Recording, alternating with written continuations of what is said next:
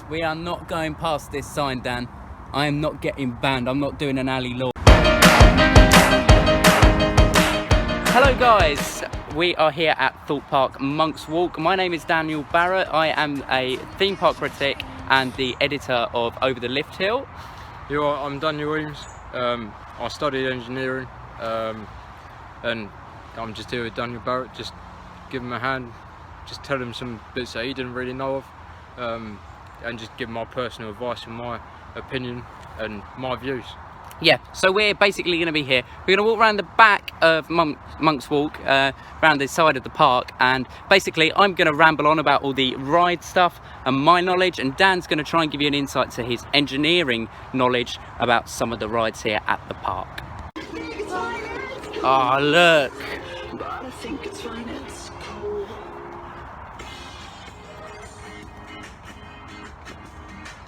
Beautiful. Beautiful. I miss having sex, but at least I don't wanna die anymore, and I think that's really cool. I miss seeing the red on your face when I made you blush. But I think it's fine, it's cool. But I think it's fine, it's cool. So we're coming down Monks Walk now. We're gonna get to. Oh, I can see it then. I can see it. I got this little like hole in my heart at the moment. This is, You get a buzz every time you see it. No, I know. It's just sad. It's just sad. It is sad.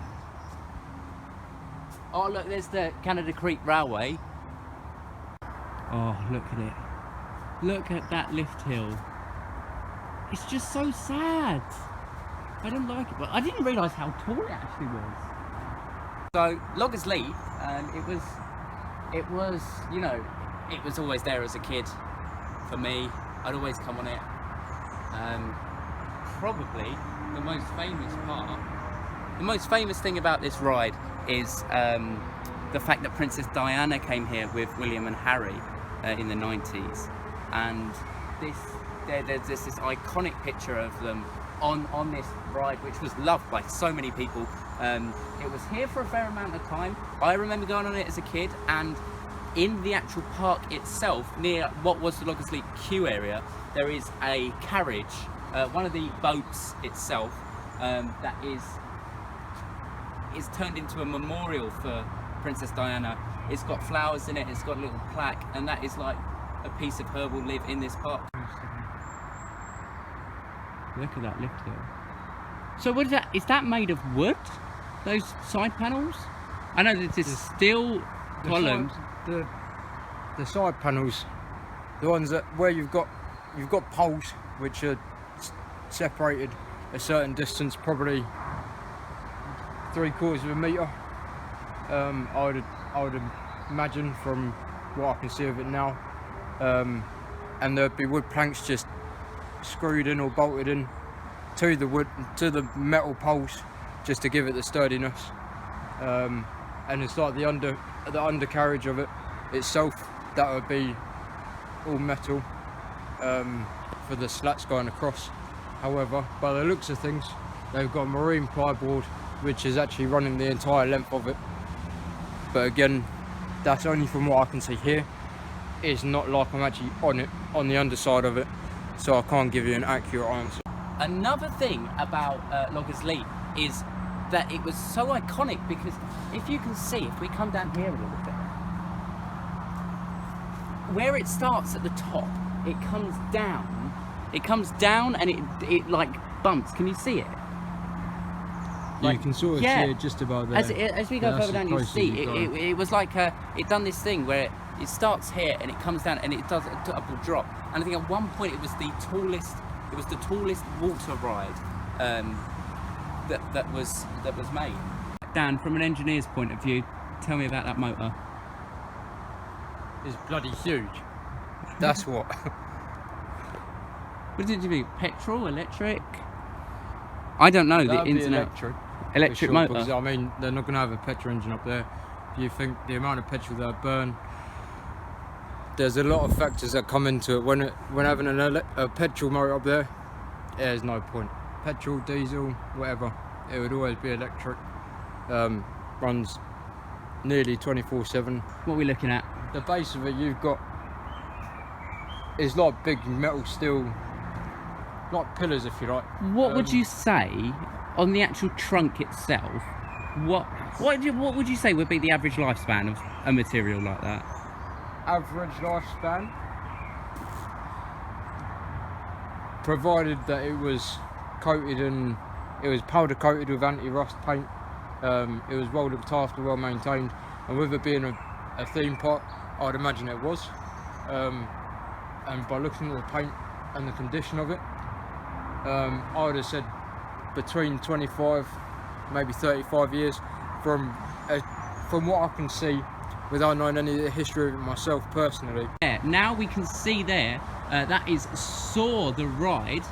So, it is a Gerstlauer Eurofighter, mainly made of steel. Steel, yeah. After having been on it and having looked at it a bit closer up, I would have said that it is more than likely steel. Stainless steel would be the most suitable option for it, and it can withstand the strain and the stress on the steel, so therefore that's more than likely what they would have used for it. Saw the Ride, for me, I find it pretty rough. I'm not gonna lie, you've been on it with me, you know it is a bit of a bone shaker. When you're going around those inversions and they're so tightly curved, and especially that beyond vertical drop at the beginning of the ride, you just come flying down that. The G-force that you pull is just, it's insane. You know, you really can get a bit of a headache, really. It wouldn't surprise me, to be honest with you, if people have actually blacked out and passed out on it. Yeah. Because it is just such a sheer drop, and you don't expect it. That you're going down that, would the engineers have to really think about what kind of, do you think when you're engineering, I wouldn't know because I'm not a roller coaster engineer, do you think when you're doing something like that you've got to take into consideration how sharp those bends are? Yeah, I mean, from an engineering point of view, it takes a lot of consideration as to what materials you're going to use, the friction between the cars and everything else. It takes a lot of designing, a lot of thinking about the degree of the angle. Just like trains, you know, they've got to take a curve. Like on the high-speed train in Japan, the bullet train, it actually lifts up and it goes actually at an angle if it's going around a corner. So it's a similar theory with roller coasters, because you're going at such a speed. If it was just like for example, the English roads, if you just went flying around the corner, it would just go flying off. Wow. Yeah, you can see Colossus here. I love it. I honestly love that ride. You said you don't like it. Lots of people say they don't like it because it's too rough, too twisty, makes them feel sick. I personally have never had a bad experience on Colossus, apart from at Fright Nights in the dark. It started raining, I got rain in my eye and it really hurt. That's the only problem I've ever had with Colossus. The colour scheme as well is like a whitish cream colour. It's more like a magnolia sort of colour. Yeah, it's nice. I like it. The colours go well. It was the world's first 10 looping roller coaster, so it is very sentimental for many reasons. We are not going past this sign, Dan. I am not getting banned. I'm not doing an alley law. I am not doing it. Important notice. There we go. This is. Do you know what this is? It's the some zombie maze. That's yeah, all I know. this was I believe Zombie Hunt. Zombie Hunt? Zombie Hunt. Yeah. Yeah, I know Jack Siltstone done a video about this when he come and tried it out, and I don't like stuff like that. The fact that you can shoot, I hate, anyone that knows me will tell you that I absolutely hate like the live action stuff. I don't find it appealing. Nemesis Inferno, one of my absolute favourite rides in the whole world. I absolutely love it. I absolutely love it. You know, what do I do when I go on that ride? Oh mate, I laugh the whole way round. Yeah, honestly, you crack up in hysterics and it makes me laugh. Ah. This is, if you don't know what this is, then you can leave this video now. It is Not literally. Don't take him seriously. is the back of Blair Witch. So that's like the little house that you walk through. I've never been on it, but people I know have. I send people in there. People write for me. They go through it. I get my team to test the horror mazes for me because I don't do it myself because I can't stand them. But yeah, that is a Blair Witch maze. I actually did go in Blair Witch. I got into the queue line. Yeah, what, then you chickened out with it, huh? No, I went into the queue line and then I started to feel really sick. And I mean, what do you prefer? Do you prefer a ride that you can sit on and go around on, or do you like the idea of like walk through horror attractions, or? Personally, I like a mixture of both, to be honest with you. I mean, it's like the Darren Brown ride. Yeah, the Ghost Train. You sit down, you put on a VR headset, and you've got everything going on around you, and then everything's just through the headset. Yeah, that is a very VR based ride. It's nothing. Yeah, if you're just sat on that ride, it is nothing. Exactly. And just the way they've planned it is just incredible. It must have taken loads and loads and loads of planning. But yeah, I mean, first off you start sitting down, and then you actually have to get up and off the train, and it's crazy. I really like it personally. Oh, well, you know where where I stand on that ride. Hate it. I cannot And I love it. stand that ride. I love Darren Brown. He's my idol. You know me. Yeah. How much I love him. I've seen him live. I love him. He got me into magic, but I can't stand the ride. I hate it. So what's that ride just there? We can see there, Dan. That is my other favourite. People ask me, what's your favourite ride on park? And I'm like, it's like asking a parent who's their favourite child. You just can't do it. Stealth is incredible. It is an Intamin launch coaster.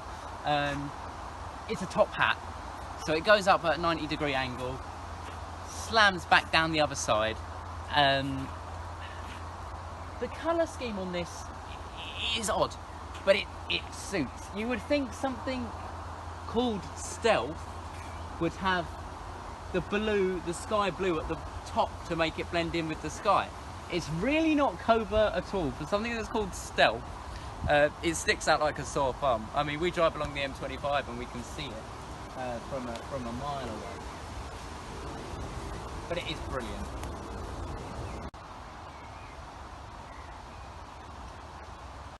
I mean, look how dead that one is, like the green one and the purple one. When they haven't got rubbers on, you can really tell that they are not in the right condition. So for example, is that one there an old style one of these newer ones here? That is an old style. So if you look on these ones, they've got like little bumps underneath them to fit onto the rubber. You see that it's like a stepped thing? It's a stepped up design. This one is just curved at the top and goes down. So this is probably one of the first carriages, the first generation of carriage on this ride. So due to the current crisis in the world, which we are all hating, some more than others. Yeah, that sounds about right, to be fair. Sadly, we have not had much of a 2020 season this year. But what will be the thing that we are doing as soon as we can? Not coming here? So, provided that I don't have work, and Dan doesn't have work. I've already booked it off. See, I've not booked it off, Dan. Well, be here on the 4th of July, dishing out engineering knowledge, ride facts and stuff like that. So if you see us when you're here, depending on what you're doing for work. Depends on if I have work or I've not. already got it off. I don't quite have that luxury. That brings us to the end of Monk's Walk by the looks of things. So thank you very much for watching. If you enjoyed this video, please give us a thumbs up, share it and subscribe to our channel. And yeah, we will be back soon with some more nerdy walks, I guess. You're the nerdy one here. Okay. Let me just point that one out to you. But thank you very much. I'll see you later, guys. Goodbye from me. See you later, guys. Take care of yourselves. Stay safe in this current situation. See you later, guys.